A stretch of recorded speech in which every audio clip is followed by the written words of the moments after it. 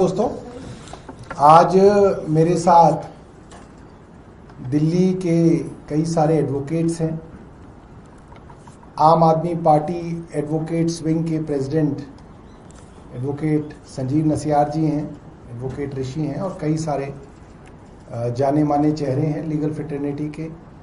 संजीव नसियार जी 30 Hazari bar association के president रहे, bar council of Delhi के वाइस चेयरमैन रहे हैं और आज एक बहुत गंभीर मामले पर प्रेस वार्ता करने हम लोग आए हैं।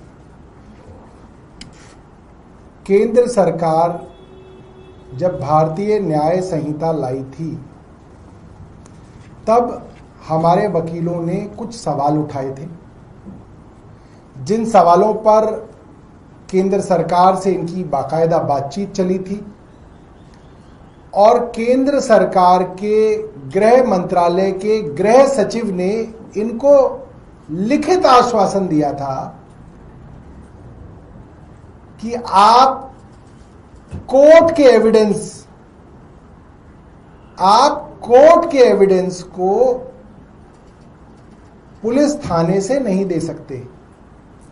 मगर इसके बावजूद कुछ दिनों पहले दिल्ली के उपराज्यपाल श्री विनय सक्सेना जी ने 13 अगस्त 2025 को एक नोटिफिकेशन लाए हैं, जिसमें अब जो पुलिस अधिकारी होगा, पुलिस पर्सनल होगा, वो कोर्ट नहीं आएगा अपना बयान देने, अपना बयान दर्ज कराने, अपने थाने में बैठ के वो बयान दर्ज कराएगा। ये सीधे तरह से कानून का मजाक है, इलीगल है, आर्बिट्ररी है, अनलॉफुल है। इसके लिए जितना बुरा कहा जाए उतना कम है और सीधी तरह से यह पूरी की पूरी न्याय प्रणाली को ध्वस्त कर देने वाला नोटिफिकेशन है।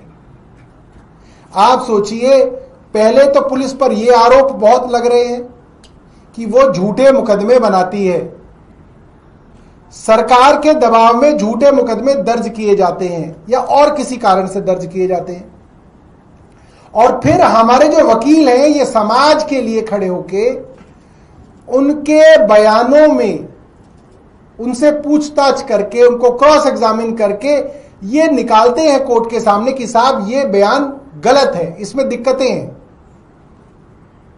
अब अगर वो पुलिस अधिकारी अपने पुलिस थाने में बैठा होगा, वीडियो कॉन्फ्रेंसिंग पे जज साहब के सामने उसका बयान दर्ज होगा, तो ओथ कहां कराओगे?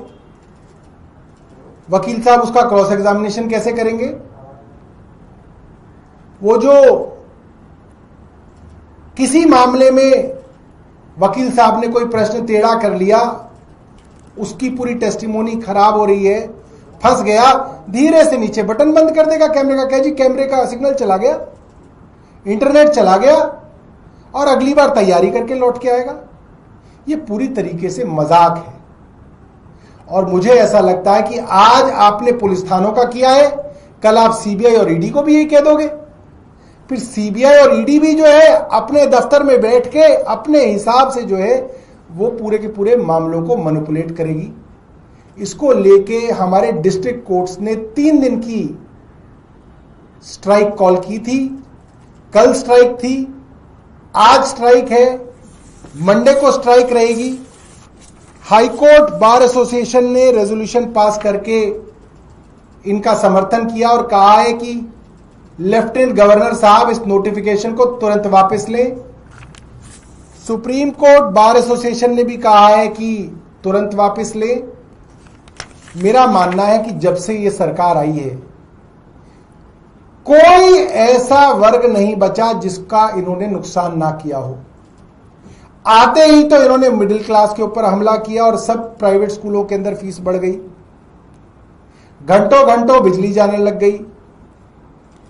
उसके बाद कल ही का मामला है, आपने देखा कैसे डॉक्टरों के साथ मारपीट की जा रही है, इनके विधायक मारपीट कर रहे हैं, पुलिस मुकदमा दर्ज नहीं कर रही है, अलग अलग जगहों पे। और अब ये मामला, वकीलों का मामला, इतना बड़ा मामला, पूरी दिल्ली के डिस्ट्रिक्ट कोर्ट स्ट्राइक पर हैं और ये मामला किसी अंग्रेजी के अखबार में बड़ी बड़ी खबर की तरह नहीं छप रहा।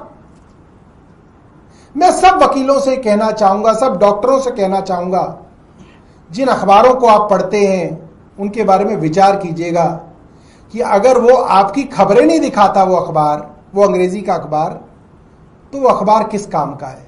वो अखबार तो फिर सिर्फ और सिर्फ सरकार का मुखपत्र बन गया है। कल पूरी दिल्ली में स्ट्राइक कोर्ट्स की, इतने बड़े मामले पे, और किसी अंग्रेजी अखबार के अंदर बड़ी खबर नहीं है।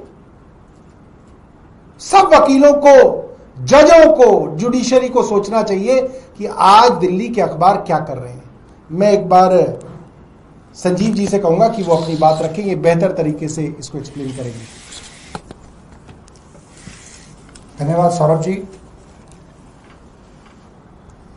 आजाद भारत के अंदर पिछले 10-11 साल से जिस तरीके से सरकार चल रही है, जिस तरीके से सभी इंस्टीट्यूशंस को कमजोर किया जा रहा है, उसी कड़ी में जब ये बीएनएस के नाम पे कानून बने थे तो वकीलों ने इसका बड़ा भारी विरोध किया था। आप सबको मालूम है, हमने उस टाइम पे भी पूरी दिल्ली की कोर्ट्स में स्ट्राइक हुई थी। देश के गृह मंत्री ने एक मीटिंग बुलाई, उस मीटिंग में हमारे लीडर्स गए, क्योंकि मैं इलेक्टेड रिप्रेजेंटेटिव भी हूं बार काउंसिल ऑफ दिल्ली में, तो मैं भी उस डेलीगेशन में था। वहां पर गृह मंत्री जी ने यह एश्योर किया कि जिन जिन पॉइंट्स पे आपका ऑब्जेक्शन है हम उसको कंसीडर करेंगे, और बाद में गृह मंत्रालय से एक नोटिफिकेशन जारी हुआ। उस नोटिफिकेशन में प्रमुख रूप से यह बात कही गई कि कोई भी विटनेस कोर्ट में ही डिस्पोज ऑफ होगा, वो किसी भी दूसरी जगह पे या पुलिस थाने या कहीं पे डेजिग्नेटेड प्लेस पे नहीं होगा। उसके बाद लॉयर्स ने ये समझते हुए कि बीएनएस के दूसरे प्रावधानों पे भी हमारे को ऑब्जेक्शन थे, क्योंकि इस पूरे बीएनएस कानून के आने के बाद पूरी तरीके से पुलिस की पावर्स बढ़ गई है।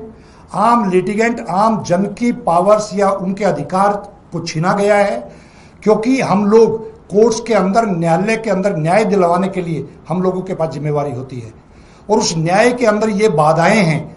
अब पुलिस के पास इस लेवल पे पावर चली जाएंगी, जिस लेफ्टिनेंट गवर्नर के नोटिफिकेशन के माध्यम से, कि आप पुलिस स्टेशन में बैठ के, अभी सौरभ जी ने बताया कि वहां पे वो स्विच ऑफ भी कर सकते हैं, वो टेलीप्रॉम्प्टर लगा के वहां पे कोई ना कोई चीज स्टडी करके बोल सकते हैं, ट्यूटरिंग हो सकती है।